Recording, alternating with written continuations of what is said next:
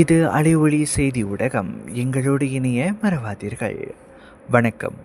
மாணவர்களை பாலியல் வன்முறையிலிருந்து பாதுகாக்க ஆசிரியர்களுக்கு விழிப்புணர்வை ஏற்படுத்தும் கருத்தரங்கு பினாங்கு மாநில பாயான் லெப்பாஸ் கால்ஃப் ரிசால்ட் அரங்கத்தில் நடைபெற்றது. இதில் தமிழ் பள்ளி மற்றும் தேசிய இடைநிலைப் பள்ளிகளில் பணியாற்றும் 100க்கும் மேற்பட்ட ஆசிரியர்கள் பங்கேற்றனர். இந்த நிகழ்வை பினாங்கு குற்றத்தடுப்பு அறவாரியம், மாநில கல்வி இலாகா, WCC மற்றும் காவல்துறை உள்ளிட்ட பல்வேறு அமைப்புகள் இணைந்து ஏற்பாடு செய்திருந்தன. துவக்க உரையில் டத்தோ எம் காளீஸ்வரன், மாணவர்களை பாதுகாக்கும் பொறுப்பு அனைவருக்கும் உண்டு என வலியுறுத்தினார். பாலியல் குற்றவியல் துறை ASP நளினி நாகையா, சந்தேகம் இருந்தாலே காவல்துறையை தொடர்பு கொள்ள வேண்டும் என்றார். கருத்தரங்கில் பல முக்கிய பேச்சாளர்கள் பாலியல் வன்முறைகளின் தாக்கம், தடுக்கும் வழிமுறைகள் குறித்து பேசினர். சமூக ஆர்வலர் மேஜர் சேகரன், குழந்தைகளுடன் நேர்மையான உரையாடல் பெற்றோரின் பொறுப்பு என கூறினார். இந்நிகழ்வில் பினாங்கு குற்ற துணைத் தலைவர் டத்தோ ஸ்ரீ கா புலவேந்திரன், கல்வி, சமூக மற்றும் அரசு துறை பிரமுகர்கள் கலந்து கொண்டு மாணவர்களுக்கு பாதுகாப்பான சூழலை உருவாக்க நடவடிக்கை எடுக்க உறுதியளித்தனர். பயிற்சியில் கலந்து கொண்ட அரசு தமிழ் பள்ளி ஆசிரியர்கள் தங்கள் கருத்துக்களை அலைஒளியிடம் இவ்வாறு தெரிவித்தனர். வணக்கம், என் பேர் சுகன்யா. நான் வந்து புக்கே மர்தாஜாம் தமிழ் பள்ளியிலேருந்து வருகிறேன். இன்னைக்கு வந்து செமினார், அதாவது உமன் சென்டர் ஃபார் சேஞ்ச் என்ற மூலியமாக வந்து செமினார் வந்து செய்தாங்க. அதாவது வந்து பெண்டரா அண்ட் செக்ஷுவல் கணக்கணா என்பதை பற்றி வந்து அவங்க வந்து நிறைய விளக்கங்கள் வந்து கொடுத்தாங்க. ஸோ மாணவர்களை வந்து இந்த மாதிரியான சூழ்நிலையில் அவங்க இருக்கும்போது மாணவர்கள் வந்து எப்படி நம்ம அவங்கள வந்து கையாண்டு அவங்களோட பிரச்சனையை நம்ம வந்து கேட்குறது, அதுக்கப்புறம் வந்து போலீஸ்கிட்ட வந்து நம்ம எப்படி கம்ப்ளைண்ட் பண்ணுறது, ஒரு ஆசிரியராக நம்ம பள்ளியில் வந்து எந்த திட்டங்களை வந்து எடுத்து வைப்பது என்பதை பற்றி நிறைய வந்து விளக்கங்கள் கொடுத்தாங்க. இந்த மாதிரி இந்த ப்ரோஷர் கொடுத்தாங்க. ஸோ இதில் நிறைய இன்ஃபர்மேஷன் இருக்குது. ஸோ இப்போ நம்ம பள்ளியில் வந்து ஆசிரியர்களுக்கு, மாணவர்களுக்கு எல்லாத்துக்குமே வந்து இதை பற்றி வந்து அவங்களுக்கு நம்ம நிறைய வந்து விளக்கணும். ஸோ அப்போ தான் அவங்களுக்கு இந்த செக்ஷுவல் பற்றி வந்து அவங்களுக்கு நிறைய தெரியும். இதுக்கப்புறமா அவங்க வந்து இதை பற்றி வந்து அவங்க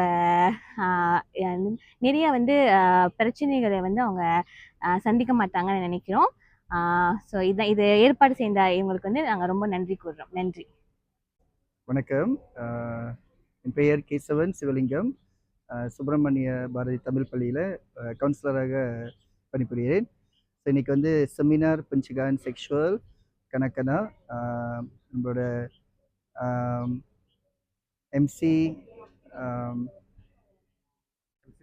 MCPM வந்து நல்லபடியாக ஒரு சிறப்பான ஒரு ப்ரோக்ராம் நடத்தி கொடுத்தாங்க. அனைத்து தமிழ் பள்ளி, பிணைங் தமிழ் பள்ளி ஆசிரியர்களும் இந்த ப்ரோக்ராம் வந்து கலந்துக்கிட்டாங்க. ஆக்சுவலி இந்த காலகட்டத்தில் ஒரு முக்கியமான ஒரு விழிப்புணர்வு நம்மளுக்கு எல்லாத்துக்கும் கிடைச்சிருக்கு.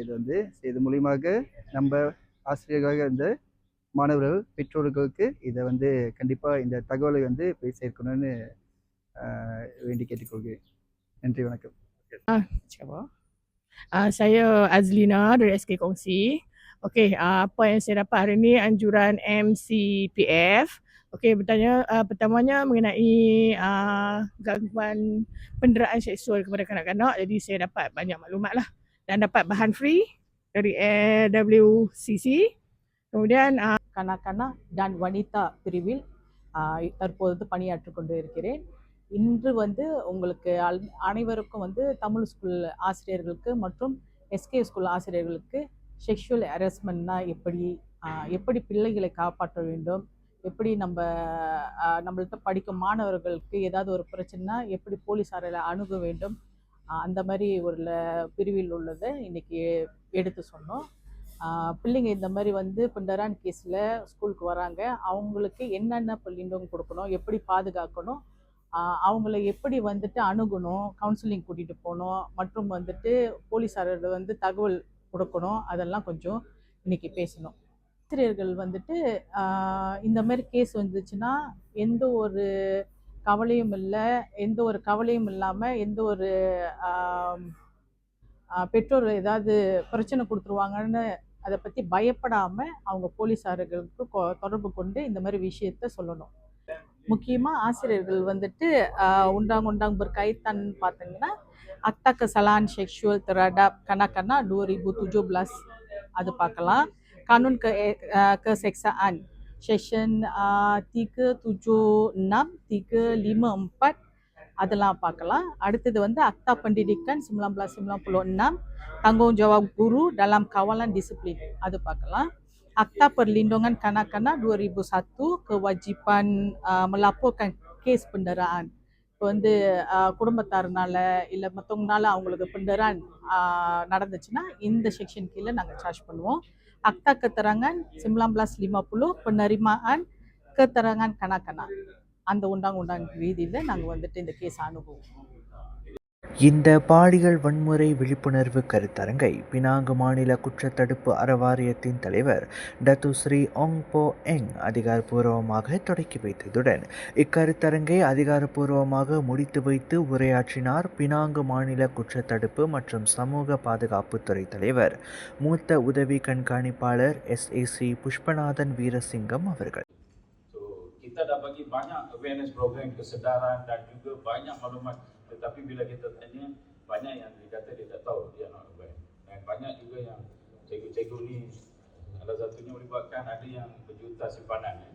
Jadi saya rasa cikgu-cikgu yang nak pencet ni, especially lelaki ni, dia bersifat romantik, jangan terlalu terdedah dengan panggilan-panggilan yang pujuk rayu ni lah. Ya? So make sure kalau cikgu yang ada benda pencet ni, make sure duit tersimpan oleh umpan. Okey, peranan utama PPS adalah menjadi perantara antara PDRM dan masyarakat, khususnya pihak sekolah serta pelajar untuk memberi kesedaran mengenai pencegahan jenayah pada masa yang sama. Kehadiran PPS di sekolah bukan saja dapat mendekatkan diri mereka dengan pelajar, malah dapat berfungsi maklumat guna. Mereka yang dilantik sebagai PPS adalah terdiri pada pegawai anggota bertugas di pelbagai jabatan peringkat daerah seperti bahagian jenayah, narkotik, trafik. Dan meskipun mempunyai tugas hakiki, pegawai dan anggota dilantik sebagai PPS bertanggungjawab untuk memantau dan melakukan lawatan sekali sebulan bagi sekolah di bandar serta 2 bulan di sekolah di luar bandar. Sepanjang tempoh Januari hingga Mac 2025, semua elemen PDRM termasuk PPS telah menjalankan 1,579 program aktiviti dengan pihak sekolah dengan melibatkan pelajar dan guru. Antaranya 63 ceramah dengan pelbagai tajuk seperti buli, kes-kes seksual, repeat, dada, skamer dan yang lain yang melibatkan 58 buah sekolah bersama dengan penceramah dari